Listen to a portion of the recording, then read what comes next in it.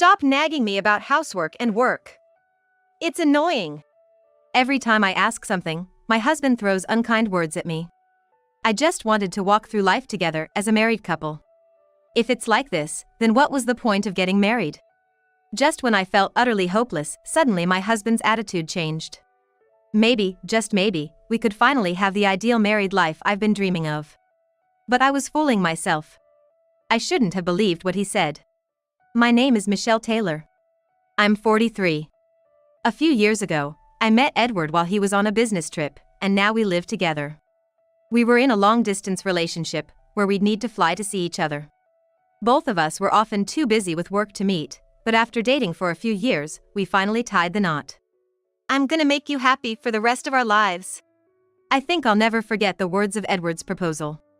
I never imagined I could marry such a wonderful man. Back then, he had a very friendly nature, and it seemed many women were attracted to him.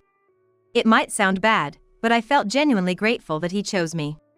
Given the distance, I moved to his place and our married life began. But quitting my job was out of the question, so I transferred to another company. Why? Because Edward's earnings were way too low. Either the company didn't pay well, or Edward hadn't been promoted, I wasn't sure. But his salary was undeniably small. If I quit, we wouldn't be able to sustain our lives. At first, Edward wanted me to be a stay-at-home wife, but as reality set in, he stopped commenting on my job. Even now, years later, it remains the same. Together we worked to make ends meet. But then, something happened that greatly changed our lives. It was all because of Edward's behavior. He was so kind when we first got married, but as time went on, his true colors began to show. It started with such trivial matters. He wouldn't clear the dishes after eating. Hey, can you clear the table when you're done? Oh, yeah, sorry. He'd listen when I asked, but a few days later, he'd forget again. Can you take care of the dishes? Oh, yeah. We had discussed sharing household chores before marriage, but once married, Edward hardly ever did any. He always had an excuse. I thought maybe he was just tired, so I didn't nag him about chores. But to be honest, Edward finished work earlier than me, and it seemed like he had it easy. He even said his job was simple. On the other hand, my job was demanding and kept me busy almost every day. Putting up with Edward and juggling work with housework was quite a struggle. Couldn't he help out, just a little? I reached my limit and decided to have a serious talk with Edward. Hey, about the chores. Can you maybe help out a little more? I'm really tired. Suddenly, John's expression changed. You could tell at a glance that he was irritated. I get it, he said, anger evident in his voice. Although I didn't bring it up at the time, I couldn't help but wonder why he was so defensive. From that day on, John's behavior changed dramatically. I knew the reason. I had asked him to help with the household chores. Thinking about it now, maybe John just sees me as a convenient housemaid. One day, after finishing work as usual, I came home to the smell of alcohol permeating the room. Suppressing my disgust, I proceeded to the living room. Upon opening the door, I found John sprawled on the couch with a multitude of empty beer cans around him. I guessed he probably didn't go to work. Hey, what happened? Are you okay? Approaching my seemingly intoxicated husband, I asked. But John, opening his eyes that were shut, glared at me. You're so annoying, he snapped. Annoying? What? He responded with evident disdain and closed his eyes again. But seeing him this immersed in alcohol, I began to worry. Did he mentally break down without me noticing? Did he turn to alcohol as an escape? Hey, what's with all the booze? In response to my query, John opened his eyes and snapped. I told you, it's none of your business. But before I could argue further, John rose from the sofa and started yelling at me. Slurring his words, he hurled profanities and stormed off to his room. All I did was show concern. Why am I being treated this way? Alone in the living room, I spent some time in a daze before cleaning up the beer cans and snack wrappers that John had left around. Then one day, perhaps as a form of spite, laundry and dishes were purposely scattered around. Upon closer inspection, many dishes were broken, some of which were my favorites. Given our recent incident, I immediately knew John was responsible. I wanted to confront John about it, but he seemed to be out. Considering the time, he should have been done with work. Maybe he's out drinking? This meant he came home, trashed the place, and left. It's so malicious. I quickly dialed John's number. But he didn't answer. Sending him a text, I received an almost immediate reply. Maybe he thought a call would drag on. The message simply read, "I'm not coming home tonight." No mention of where he was or what he was doing. Oh my. What should I do? Should I just remain silent and comply with John's whims? Is all of this really my fault? The whole situation just feels so hopeless. I thought I did the right thing. I wondered, what should I have done differently? Lost in thought, I started cleaning up the mess in the room. Later on, I noticed the floor had been scratched.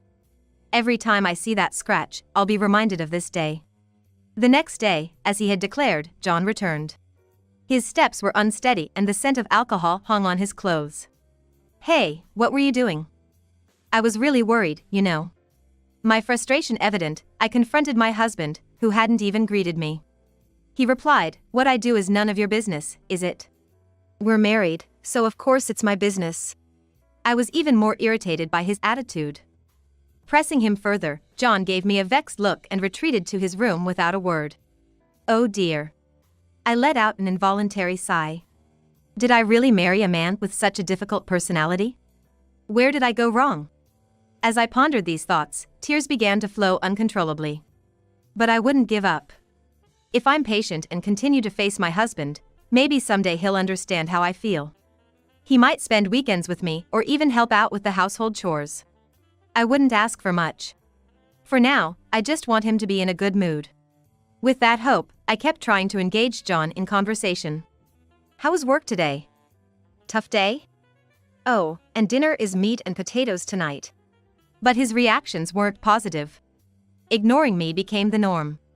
He'd often click his tongue and give me annoyed glances. Our marital bond, which I once tried to mend, seemed impossible to fix with John behaving this way. Lately, he wouldn't even touch the meals I prepared. Sooner or later, I started to reconsider our relationship. Should we continue being married like this? Would it be better if I just let him be? The more I thought, the more negative I became. I decided to make one last plea to John. "Please, just don't ignore me when I speak to you." To my surprise, it seemed like my feelings reached him as he suddenly apologized. I'm sorry." I was taken aback. I never expected John to apologize. Then he added, "From now on, I'll help out with the housework too." "Really?" "Yeah. I've been quite inconsiderate till now." Saying that, he gently patted my head. It felt like it had been years. If I thought about it rationally, his sudden change of heart seemed suspicious. Given his past behavior, it's only natural to be skeptical. But I wanted to believe that John had finally turned over a new leaf, and I got carried away. Afterwards, he truly started to help around the house. Laundry, cooking, cleaning, sometimes everything was done before I got home. I never thought John could cook. I sat down in front of my beaming husband and we shared our meals together. He also began to put more effort into his job. Previously, he never did overtime, but now he mentioned studying for certifications and often stayed late at work. "How's work going lately?" "It's going well," John replied with a smile. Our time together increased, and it felt like the honeymoon phase all over again. But there was one thing that bothered me. Even though he claimed to be doing overtime, there was no overtime pay. Considering John never did overtime before, it was puzzling. Was his company exploiting him? "Hey, aren't you getting paid for overtime?" When I asked him that, he replied, "Oh, it's overtime for independent study." I didn't put in a request for it. Oh, really? Considering the financial aspect, I'd like him to claim his overtime pay. Maybe Bob feels a bit hesitant about it. I don't know anything about Bob's company, so I'm not in a position to comment. For now, I decided to go along with Bob's thinking. But later on, the day would come when I regretted genuinely accepting the changes in Bob.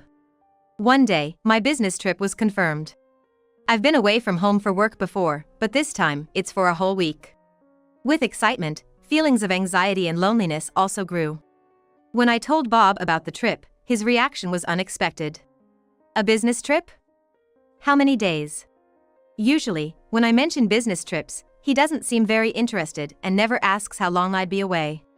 But this time, he showed interest in my job and even asked about the duration. It seems Bob is genuinely trying to prioritize our home life. With that thought, I felt glad I married this man. I think it's gonna be a week from the week after next. Oh, okay. The week after next then. Saying that, Bob started checking his calendar on his smartphone. I'm not sure about the details, but it's clear that he's busier than before. I wondered if he's become busier at work or perhaps more relied upon. Got it. Be careful, okay? Yeah, thanks. We exchanged such conversations. And on the morning of the day of the trip, I explained various household things to Bob, thinking he had finally come around. I told him about the discount store, how to iron, and where certain daily necessities are kept so he wouldn't have any trouble. Well, I'm off now. Call me if anything comes up. All right. Thank you. Saying that, I headed for my business trip. That evening, when I returned to my hotel after work, there was an unusual message from Bob. How's work going? It's going well. After some casual chit-chat, I sent him a goodnight message and put my phone down. I wondered if everything was all right with Bob. Is he feeling lonely all by himself? With such thoughts, I continued preparing for my work. About a week later, I finished my work and was heading home. Luckily, I finished a day earlier than planned. If no last-minute work comes up, I'll have tomorrow off. Feeling happy on my way back, I thought of cooking dinner and stopped by the supermarket. What should I cook? Curry, stew. Then I remembered we might be out of oil. And at the same time, I realized I hadn't told Bob I was coming home. Would he be surprised if I just showed up? I texted Bob to check if we had oil at home and to inform him that my business trip had ended early and I was on my way home. However, even after circling the supermarket, there was no reply from Bob. Was he working? Was he still doing overtime? I decided not to disturb Bob further and picked up a bottle of oil, thinking it's always good to have some extra. After shopping, I was on my way home when Bob called. Hey, are you coming home now? Where are you? For some reason, Bob sounded panicked. Was something wrong? Yeah. I'm in the apartment elevator right now. Upon hearing that, Bob hung up the phone without saying anything else. What on earth is happening? Worried about Bob, I hurried to our apartment. I'm home. Edward. You okay? I call out, but there's no answer. Edward. Just as I'm taking off my shoes and heading inside, my husband comes rushing out of the living room and collapses right in front of me. Are you okay? It's hard to breathe. Call an ambulance. Saying this, he grabs my hand. I quickly pull out my cell and call 911. Within minutes, the ambulance arrives. I let the paramedics into the house, and they check on my husband. Is he going to be all right? What's going to happen to him? While I'm watching and worrying, I notice something odd. There are a pair of women's shoes I don't recognize. Obviously, they aren't the paramedics' shoes. Not mine either. I suddenly feel a tightness in my chest. Then, glancing at the living room window, I see women's lingerie hanging there. Could it be, is Edward having an affair? Thinking back, he did seem awfully panicked when I called. Maybe he was trying to hide his affair? I cautiously look around the house, pretending to prepare for my husband's hospital visit so as not to arouse suspicion. Living room, restroom, kitchen. But, there's no sign of her. If those shoes are here, she must be around unless she escaped through a window. Finally, when I check the bathroom, I see a light on and a silhouette.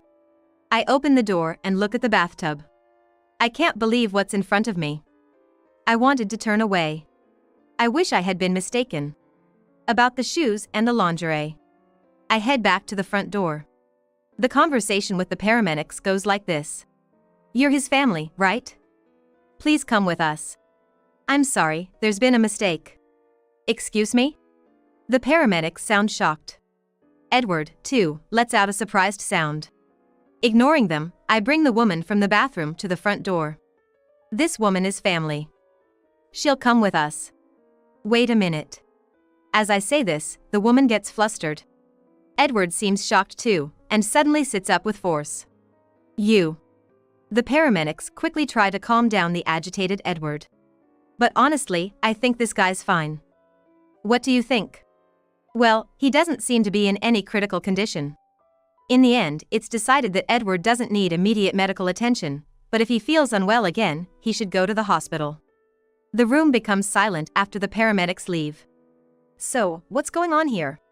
I sit both Edward and the woman down and demand an explanation. At first, both of them look uncomfortable and remain silent, but as I continue to stare silently, they seem to give in. Edward starts speaking. I'm sorry for the misunderstanding. She's a colleague from work. We're close, but there's nothing going on. After Edward, the colleague speaks up. That's right. We were just having a meeting here. There's nothing going on, I promise. Now you tell me this? Do you need to take a bath for the meeting? Do you need to dry your underwear too? What's going on?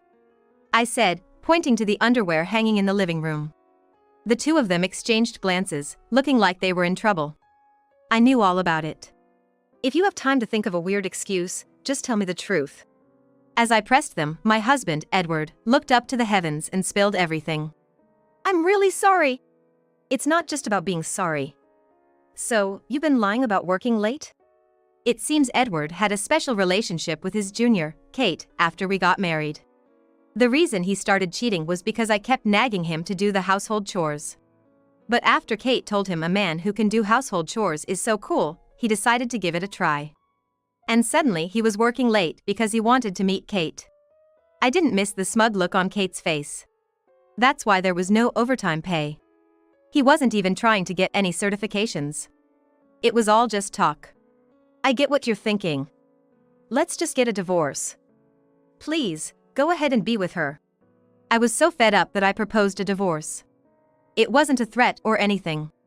The fact that I'd been deceived all this time was just unbearable. But Edward wouldn't listen. A divorce? That's not the right move. He said things like that. Things like, if you'd told me you were coming home, this wouldn't have happened. Yeah, it's not fair to come home unannounced. That's what they both started saying. Had I been fooled by my husband's act for so long? The thought made me feel so pathetic. Ma'am, look. Edward really seems to be regretting it, said Kate, trying desperately to calm me down. You don't really not want to get divorced, do you? You're just blaming me for the reason you cheated, aren't ya? Enough is enough. Let's get a divorce. No, that's not it. When I looked at Kate, she quickly looked away, seeming uncomfortable.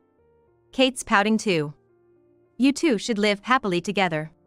Pouting? I'm not.